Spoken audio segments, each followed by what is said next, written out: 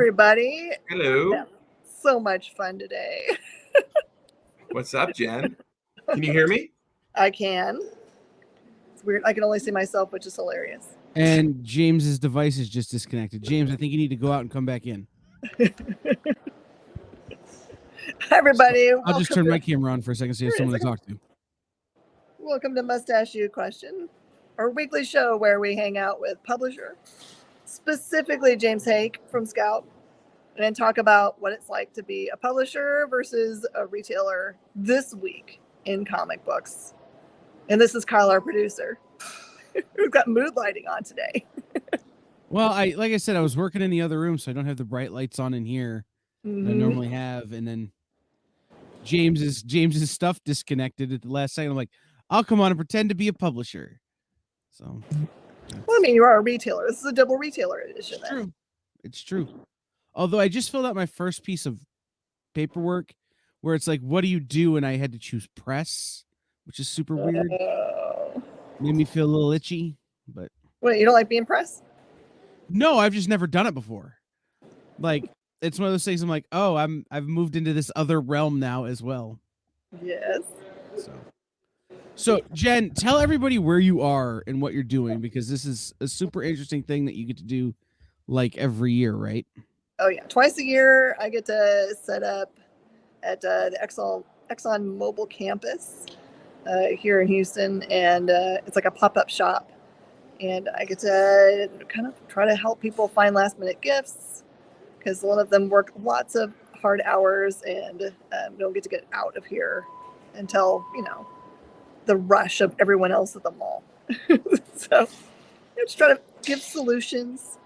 And we do it usually. This is the week we're always here during December, so we're always at the last week that anyone's on campus.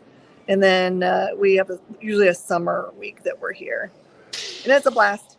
I love everybody here. They're super nice. So, like, I see it. Are you kind of like in the lobby? Like, where are you set up? I see kind of the around you. Yeah, it's kind of neat. I can kind of see this, like the edge of it right here. This section is actually called the Wave, and it's in the middle of their mercantile building. So all around me is this cool, like, it looks like an art piece. It's it's made out of metal, and it has, like, some of it has shelving that's built into it. It just looks like I'm selling from the middle of an art piece, honestly. Like if you went to the Museum of, you know, Contemporary Art, like I'm in that. Nice.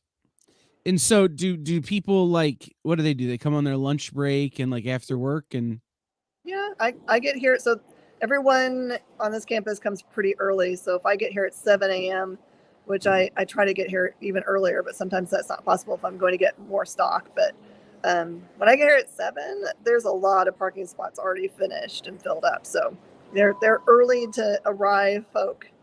And then from what I can tell, usually about 5 o'clock, everyone gets to go. I think that they've planned it that way so they can spend more time with family, which is awesome. I saw a meme that says we've given morning people too much power. Morning? Why? Well, because like I'm you know me, I'm that guy. I work until midnight, 1 a.m., 2 a.m. most nights. Mm-hmm. You know, their ability to function after 8:30 or not, they're not functioning after 8:30 is not a problem, but my inability to function before 8:30 is somehow. So I always find that funny when people have to get up early to go someplace to work. James is back, so I can leave. Yes. Hey, that was really weird. My computer decided to do an update, and it's really strange. When it restarted automatically, it was asking, like, what do you use this computer for? Entertainment? I'm just like, what is going on? So, yes, sorry for the delay. I'd get that checked for, you know, just in case there's like some kind of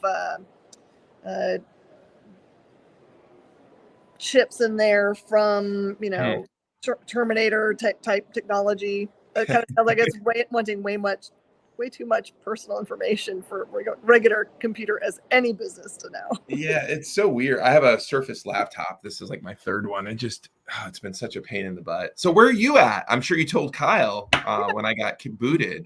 Is this the yearly thing that you do? Yeah, twice a year we come out here to the Exxon Mobil campus, and they let us sit up in their mercantile building. This is a really beautiful campus. It's a fairly new one. They just built it. Have been coming for lots of years, so it's hard to figure out with COVID year because they couldn't come for like a year and a half out here. But Yeah. I'll just say 6 years that they've had this campus, like built from the ground up. They kind of like bought a whole bunch of land.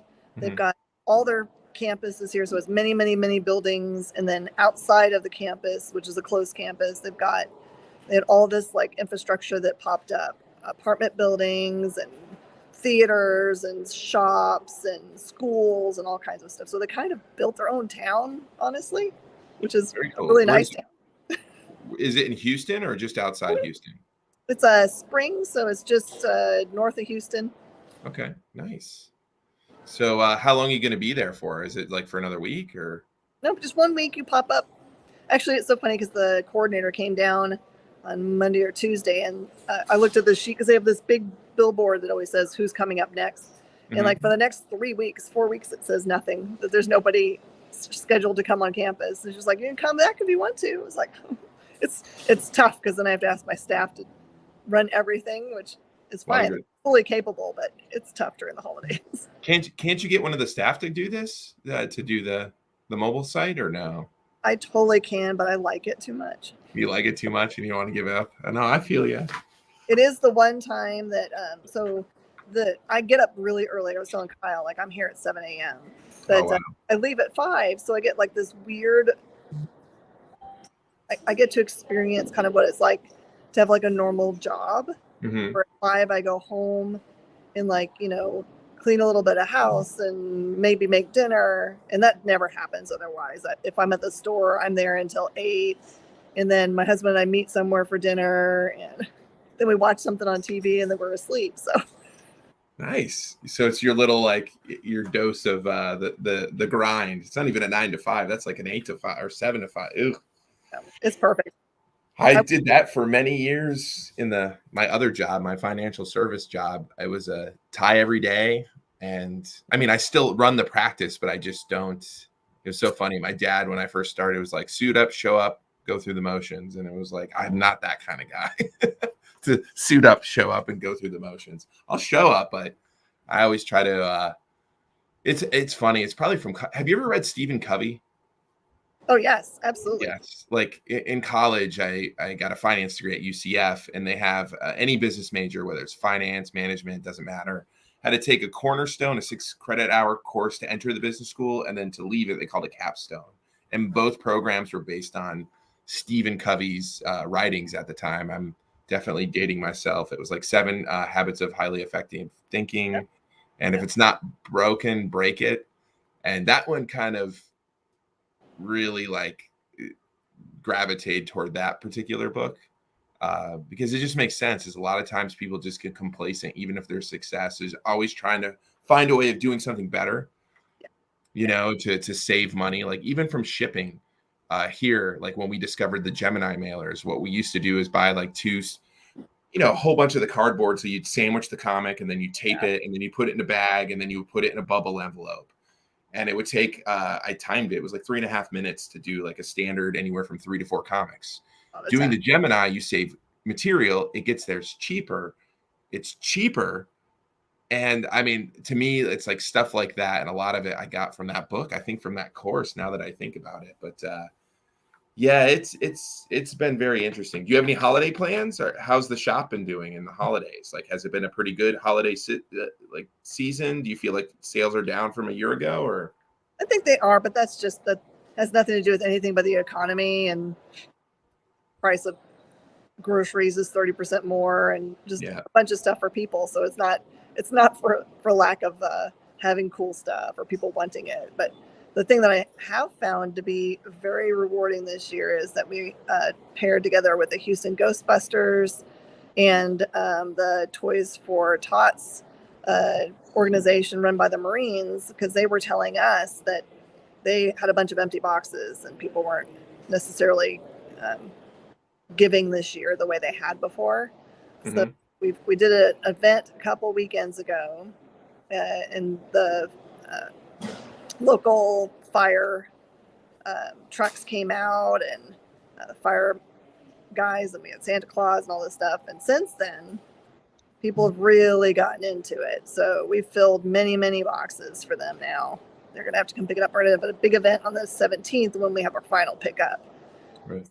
So people will, have it in their brain a little bit. It's like, because it's tough, right? Whenever it's tight for people, then they give less to charity, but that's when charity needs it the most. I know, it's fickle. That reminds me, I don't know if you saw, I was a principal for a day last week. That's why I couldn't be on the show. It was so awesome looking. It was so amazing. I can't tell you, like, I should have videotaped my day. It was a smaller school. It was a newer, it's an older school, but it seemed newer. Mm-hmm.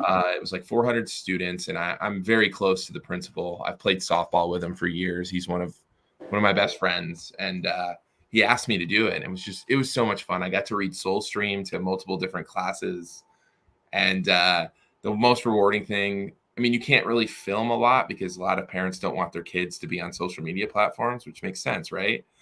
But I really, I can't describe how amazing it was, because I gave every kid had the opportunity. You can't force it upon them, but they are welcome to take either the Create a Comic or the Soulstream #1. And we went to help with the parent pickup, right?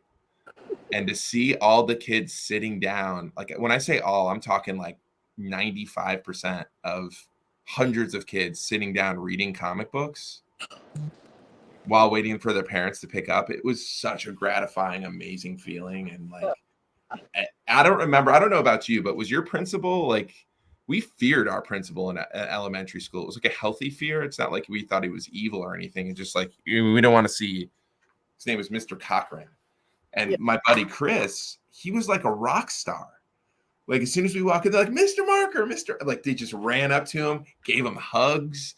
And it was just like, the whole day was just so excited. And it's like, I mean, from when we were kids, right? Because when we were kids, they still had capital punishment. So the principal was the guy who had to do the paddling. I'm sure that's not what his joy was, or her joy was.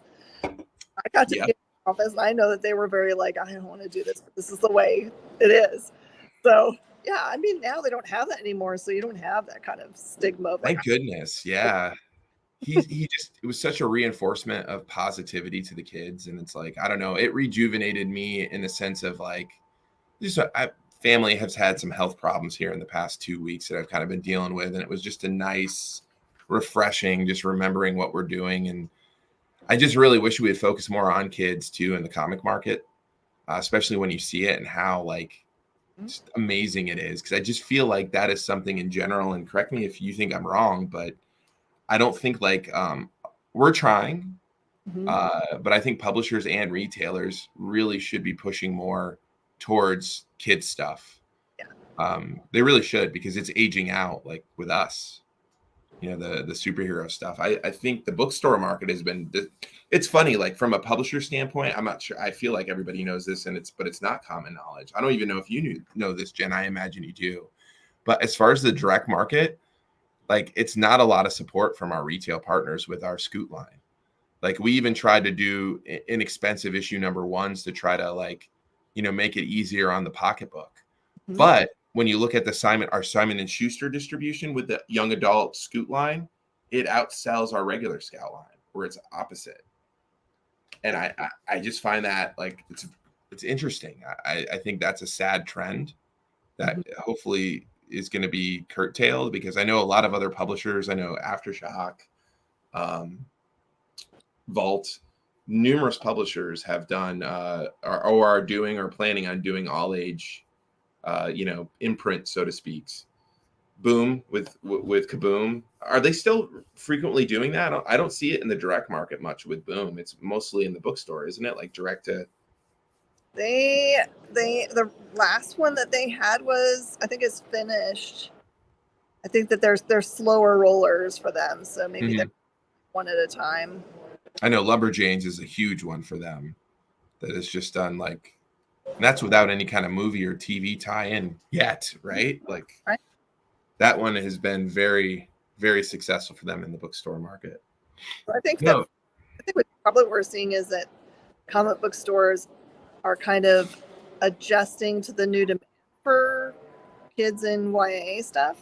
Mm-hmm. Because traditionally it was all adults that were coming in, or 18 to 35s that were coming in. Mm-hmm. And now so many, like all those people now have kids. So they're bringing their kids in. So I've been fortunate enough to have enough room in my store to like have a huge kids section. But for some shops that are just, front to back shops that have only so much space, they have to really work at carving out a kids area. Yeah. Sometimes it's impossible. So. And then the kids, it seems like they're gravitating towards manga. I mean, that seems like that's the Spider-Man, Superman, Batman of this generation. Mm-hmm. Is like, the One Piece, the Attack on Titan, etc. Yeah, we see a definite transition from like at around 10, they start to transition into manga from traditional graphic novels and comic books for a little while. And then as they get a little bit older, I think that they, they read all of it. So they're, they can't wait for more from the foreign market. So they say, oh, well, I need something else to read. And then we introduce them to some of the cool, like y'all's lines that are a little more older. And like, we put Unicorn both places, honestly, because it sells to both YA and to kids. So yeah, Unicorn is so good. Such a good book. There's it's been a very interesting year. I can't help but think, like, I always take December a lot of times, at least I have the past few years, and think where we were last year. And I just remember my naiveness of like, little did I know that this was about right now was the start of the paper shortage that affected us the entire year. This is where it was like, I want to say almost a year to the day where I had a conversation with our printer where they're like, hey, we can't find paper right now. Hopefully that'll change. And then, I mean, it started pretty much right now up until the end of February until they found some. And I guess in November, where we didn't really know, is where they were changing like inks and stuff, and they were buying the paper, but it was from different suppliers. Right. Like they're expecting to have Pepsi, but they had like Sam's Choice. And there is an effect when it comes to paper and ink when it's not Pepsi or Coke and it's the generic brand. And you saw with quality, even though it was the same thing technically. So yeah, this year has been a very, very weird year for us. For me personally too. I don't know about you. I think this was one of our biggest struggles. And then you cap it off with that hurricane. That was awesome. Because it's the ringer. Yeah, that was just an absolute punch in the belly. And looking at it and just kind of dealing with it, it's been interesting. But I'm excited for next year. I think we're gonna hit the ground running. Seems like we're getting our printers caught up. I mean, meaning it seems like they're caught up, and we're back to what we wanted to do is really start doing the really nice cover stock on our issue number ones, and you couldn't get it. But guess what? They've been getting it, and we've been doing it. And these books, like the new number one releases that we're having, are so gorgeous. I don't know if you've received some of them. Like we had Darkland, which is a big book that hit today. Have you seen how beautiful that thing is? Can't wait to go back to the shop today. It's so well done. It's by Nicholas Black and Serge Acuna. Serge also did the first issue of Killcella, which is another book that hit. I have the funniest pitch for Killcella. It's like Coachella, but with murder. That's what I've said. And our you should just say it's exactly what it sounds like. That's exactly what it sounds like. Exactly. Murder Coachella. And no, it's nice. A lot of these books should have been out a lot earlier, but they lost, I think it was an assessment. They lost 13 full print runs. Wow. And had a reprint, but they are pretty much capped off. Meaning like for example, Mr. Easter went to a second printing. And Stabby Bunny number 12 is finally coming out. We got it here at HQ at the same time, even though Mr. Easter was only put in 2 weeks ago, the second printing. So we're like, wow, they are catching up now. And this other one, I mean, Stabby Bunny 12 was also put in, but it had to be reprinted. And they tried to salvage some of the stuff, but some of them ended up not working. Like, oh, we could save some of these covers, but we have to print other covers. It was, I mean, my heart still goes out to them because they have so many people that were misplaced. Oh, am I still there? Can you hear me? Oh, where'd you go? It says here, my browser has lost connection to your camera. Make sure you have the right camera selected.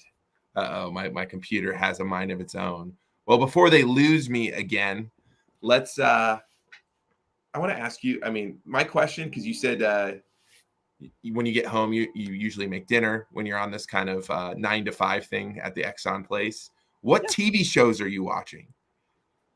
Oh, okay. So I have this weird problem where I will really watch anything that Netflix recommends because it knows me really Oh, well. really? Yeah. I'm So back. the middle of a documentary about a really famous soccer player. Oh, Pepe? Nope. Someone that came afterwards. It's so weird because according to this documentary, he's like super famous. Everybody in Europe and South America knows who it is. I've never heard of them before, and I love soccer, so I was just like, hey, see, I've learned a thing. So yeah, I'm in that rabbit trail right now. Nice. I just watched Tulsa King with Sylvester Stallone by the same guys who do Yellowstone. Okay. It's about a mobster who comes out of prison after 25 years and he didn't rat on anybody, and they give him Tulsa in the middle of nowhere, Oklahoma. Well, and it's actually really, really, really well done. What was that?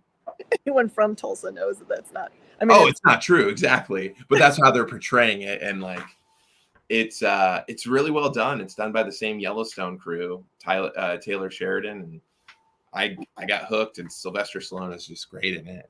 I highly recommend that one. Yeah, it's been fun. I've been doing an elliptical machine here at the office. I've been working very late, so what I'll do is I'll do the elliptical while watching that, the 50-minute show.